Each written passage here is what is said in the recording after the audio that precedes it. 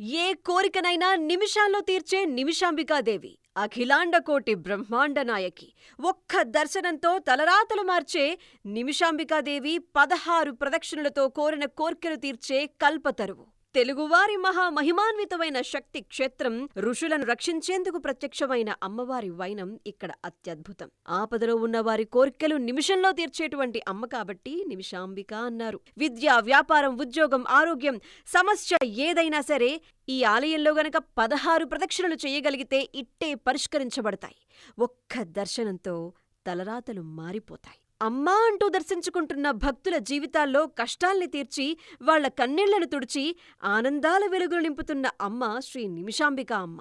సాధారణంగా ఏ అమ్మవారి ఆలయానికైనా వెళితే శ్రావణ మాసంలో భక్తులతో కిటకిటలాడిపోతూ ఉండటం చూస్తాం. కానీ సంవత్సరం పాటున కూడా భక్తులతో రద్దీగా అమ్మను దర్శించుకునేందుకు వచ్చేటువంటి భక్తులు ఒకవైపు, దర్శించుకుని తాము కోరుకున్న కోరికలు నెరవేరిపోయిన తరువాత అమ్మకు కృతజ్ఞతలు చెప్పుకుంటూ మొక్కుబడులు చెల్లించుకునేందుకు వచ్చేటువంటి భక్తులు అనేక మంది. అలా ఎప్పుడూ రద్దీగా కనిపించేటువంటి అద్భుతమైన క్షేత్రమే బోడుప్పల్లో ఉన్న శ్రీ నిమిషాంబిక అమ్మవారి ఆలయం. ఈ ఆలయంలోకి ఒక్కసారి ప్రవేశించిన తరువాత ధ్వజస్తంభం దగ్గర ఏదైనా ఒక కోరికను నిమిషం పాటు కోరుకుని ధ్వజస్తంభం మొదలుకొని అమ్మవారి చుట్టూ ప్రదక్షిణలు చేసుకోవాలి. అలా 16 ప్రదక్షిణలు పూర్తయిన తరువాత ఎలాంటి కోరికనైనా కూడా అది ధర్మబద్ధమైనదైతే అమ్మవారు ఖచ్చితంగా 21 రోజుల్లో నెరవేరుస్తారు. ఇక్కడకు వచ్చి వెళ్లేటువంటి లక్షల మంది భక్తుల జీవితాల్లో అమ్మవారు చేసినటువంటి ఎన్నో అద్భుతాలకు సాక్షిభూతమే ఇక్కడ మనకు కనిపిస్తున్నవారు. హైదరాబాద్ బోడుప్పల్లో ఉన్నటువంటి నిమిషాంబిక అమ్మవారిని దర్శించుకోవటానికి ఒక్క మన తెలంగాణ నుంచే కాదు, పక్కనే ఉన్న ఆంధ్ర నుంచే కాదు, కర్ణాటక,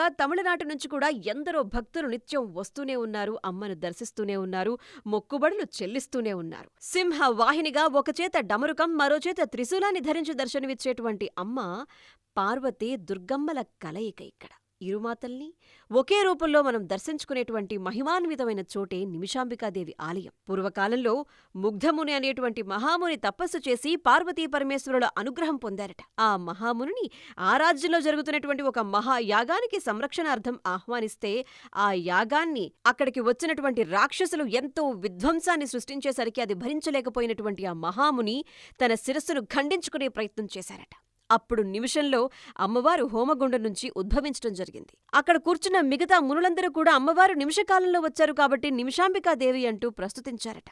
కాలక్రమేణా ఆ రాజవంశీయులు అమ్మవారిని కులదేవతగా భావించారు, ఆరాధించారు, ఆలయాన్ని నిర్మించాలి అనుకున్నారు. ఆ కోరిక 2006 నాటికి అమ్మవారి విగ్రహ ప్రతిష్ఠతో పూర్తయింది అని చెప్పి ఆనందించారు. ముగ్ధ మనోహరమైనటువంటి అమ్మవారి దర్శనాన్ని చేసుకున్నటువంటి ప్రతి భక్తుని జీవితంలో కూడా అమ్మవారు ఈరోజు సంతోషాన్ని, ఆనందాన్ని వెల్లివిరిసేలా చేస్తున్నారు.